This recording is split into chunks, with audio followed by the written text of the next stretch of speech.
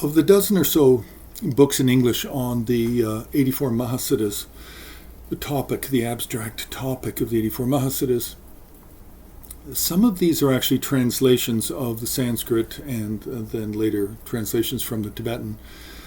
And we've already talked about Buddha's Lions and how important it is because it's a translation of the Abhayakaragupta or Abhayadatta, this one teacher's biographies that he passed on to his students, Mundrup and Galotsawa. And he passed these teachings on. And then in some colophons, it says it's translated by Galotsawa. In other colophons, it says it's translated by Mundrup.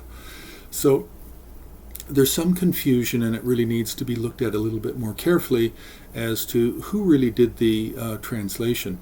Some of the colophons actually put the author as Abhayadatta, and then other colophons have it as Abhayakaragupta, which is the more well-known of the names, being an abbot of both Bodh Gaya and Nalanda. Now, a book that really should be looked at and understood to kind of be a companion of Buddha's Lions is a book titled Masters of Mahamudra, Songs and Histories of the 84 Buddhist Siddhas by Keith Dowman.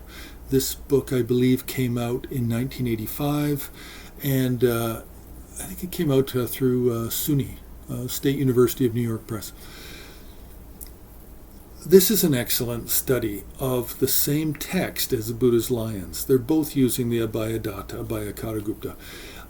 But where the Robinson publication, the Buddhist Lions, has these wonderful appendices giving tremendous information and guidance for further study, Keith Dowman actually, with each of the 84 Mahasiddhas, tries to clarify the names and the duplications or replications of a siddha.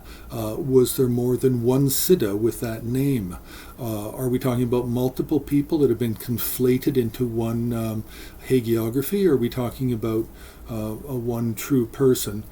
So Keith Dowman does a wonderful job going through each of the narratives, each of the biographies, and trying really to make some sense of it, because in all honesty, the stories don't read that well. They don't read that well in Tibetan, and I'm sure they didn't read that well in the Sanskrit, which makes you really wonder whether or not they were actually written down or they were oral stories which were later written down. It's a little bit difficult to say. But these two books, The Buddhist Lions and Masters of Mahamudra, are both dealing with the biographies of the 84 Mahasiddha, and they're both dealing with religious context, and they're dealing with literature. But they're absolutely essential in understanding, having an overview of the 84 Mahasiddhas in terms of art, murals, and sculpture in the Himalayan regions in Tibet. So these two books are essential, but I still will reinforce that Enchanted Masters is still a key and a very important book, because it came out in 2005 when we did the Holy Madness exhibition at the Rubin Museum of Art. It came out at the same time as that. So Masters of Mahamudra, another foundational book in English. So press the like button, you can subscribe, and you can also join HAR on Patreon.